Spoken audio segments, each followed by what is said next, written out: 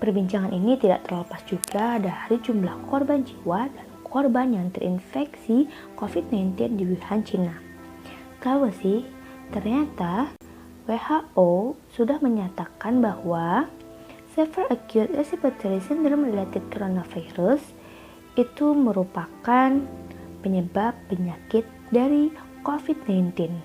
Mula-mula virus ini bertumbuh di Wuhan, negara Cina, tetapi kemudian terus menyebar dengan seiringnya waktu ke berbagai pelosok dunia, termasuk negara kita, yaitu Indonesia. Wabah ini telah merenggut jutaan manusia. Secara global, hingga kini jumlah kasus positif COVID-19 mencapai 162, 177, 376 dan jumlah kematian mencapai 3.364.178 jiwa.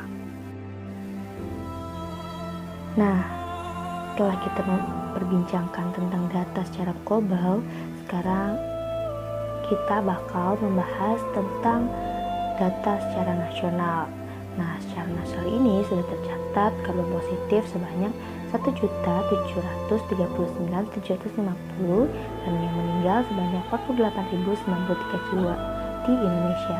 Data tersebut diperoleh dari covid19.go.id pada tanggal 16 bulan Mei tahun 2021. Tentunya berbagai upaya telah ditempuh baik secara global maupun nasional untuk mengurangi dan memutuskan rantai penyebaran dari wabah ini. Secara nasional pun ada beberapa upaya yang telah ditempuh, seperti kampanye gerakan stay at home. Biasanya kampanye gerakan stay at home ini yang menggunakan hashtag stay at home biasanya diserukan pada platform media sosial atau media digital lainnya. Selanjutnya ada social dan physical distancing. Nah, upaya ini biasanya diberlakukan oleh rumah makan yang ada di Indonesia. Dan selanjutnya ada dilarang mudik dan penerapan pembatasan sosial berskala besar atau yang biasa disingkat dengan PSBB. Di antara semua yang tadi aku sebutkan, itu merupakan bentuk kebijakan yang diambil, namun kebijakan PSBB patut dicermati.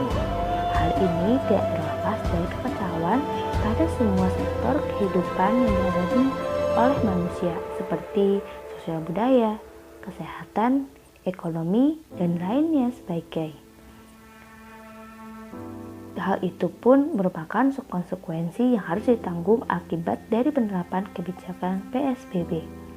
Berdasarkan Peraturan Menteri Kesehatan Permenkes Nomor 9 Tahun 2020 mengenai pedoman PSBB yang bertujuan untuk menangani penyebaran dari wabah COVID-19.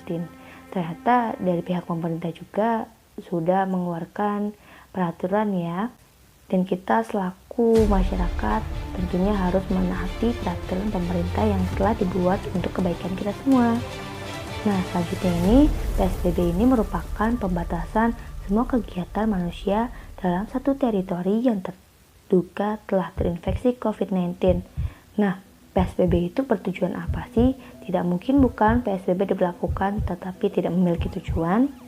Nah, PSBB ini memiliki tujuan untuk memblokir dan mencegah penyebaran COVID-19 dalam skala yang lebih besar. Tahu nggak sih PSBB itu mulai diberlakukan pada tanggal berapa? Ternyata PSBB itu sudah diberlakukan pada tanggal 10 bulan April tahun 2020 yang bertepatan pada hari Jumat. Kita mengingat bukan bahwa penerapan PSBB ini menjadi tidak mudah karena hampir bertepatan dengan perayaan bulan puasa dan lebaran dari umat muslim. Mayoritas warga di zona merah wabah COVID-19 rata-rata memiliki tradisi mudik untuk merayakan lebaran. Nah, tradisi ini belum bisa terlepas dari masyarakat atau warga yang berada di zona merah. Pemerintah pun sudah menyerukan larangan mudik, tetapi sebagian warga tetap mudik dengan berbagai alasan dan mengabaikan potensi penyebaran virus corona yang baru. Apalagi bagi mereka yang kehilangan pekerjaan atau pendapatan tempat di kotanya. Pulang kampung menjadi cara paling mungkin untuk menyelamatkan hidup mereka. Konsekuensinya sangat jelas, bukan? bahwa bakal ada peningkatan jumlah kasus positif COVID-19.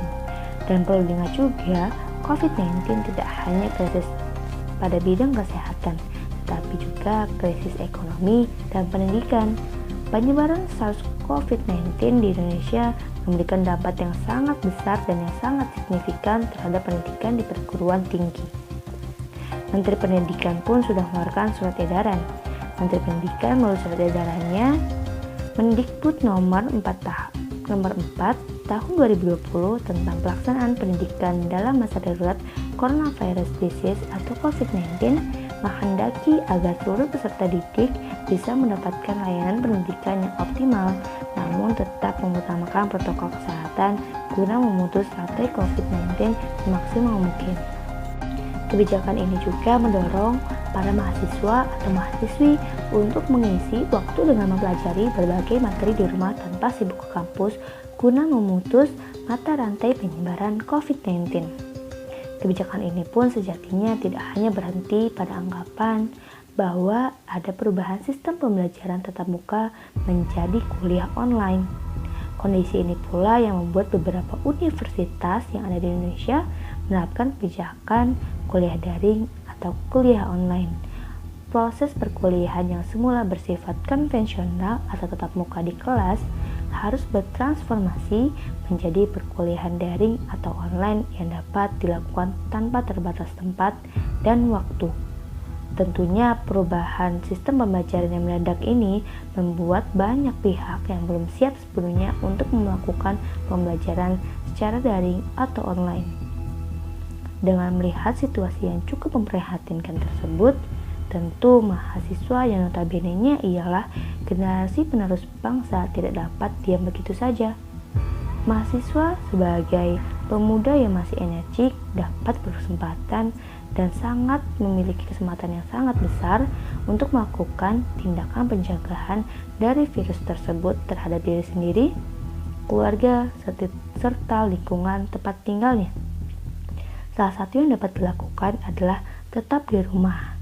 Hal tersebut merupakan salah satu gerakan stay at home dan kita keluar apabila memang adanya kepentingan yang sangat mendesak dan tidak bisa kita batalkan.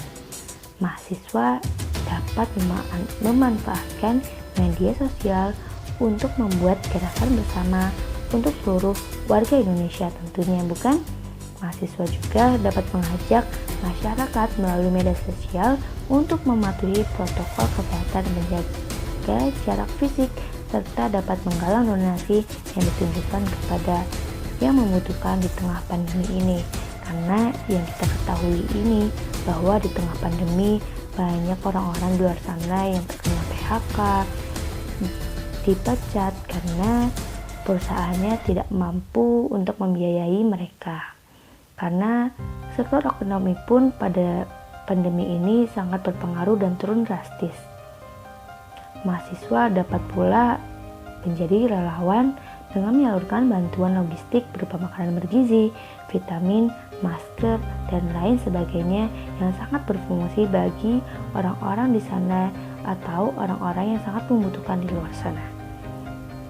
Hal inilah sebagai wujud gerakan yang dapat dijalankan untuk memerangi COVID-19, dan ini juga sikap solidaritas sangatlah penting untuk diwujudkan. Menumbuhkan solidaritas dengan mengikis sikap egoistik kita yang justru malah dapat saling menjatuhkan. Banyak orang dalam situasi pandemi ini yang sangat menderita, bahkan mereka yang miskin menjadi sangat lemah dan tidak dapat berbuat banyak. Cinta dan perhatian pada mereka yang membutuhkan menjadi tindakan yang harus terus diwujudkan. Salah satunya dengan mewujud tindakan aksi donasi dan sosial dengan mengirimkan bantuan. Mungkin dengan kita mengirimkan bantuan kepada mereka yang lebih membutuhkan, setidaknya kita bisa membantu sedikit masalah mereka dan meringankan masalah mereka. Itu merupakan salah satu contoh sikap solidaritas kita yang bisa dilakukan selaku mahasiswa di tengah pandemi ini.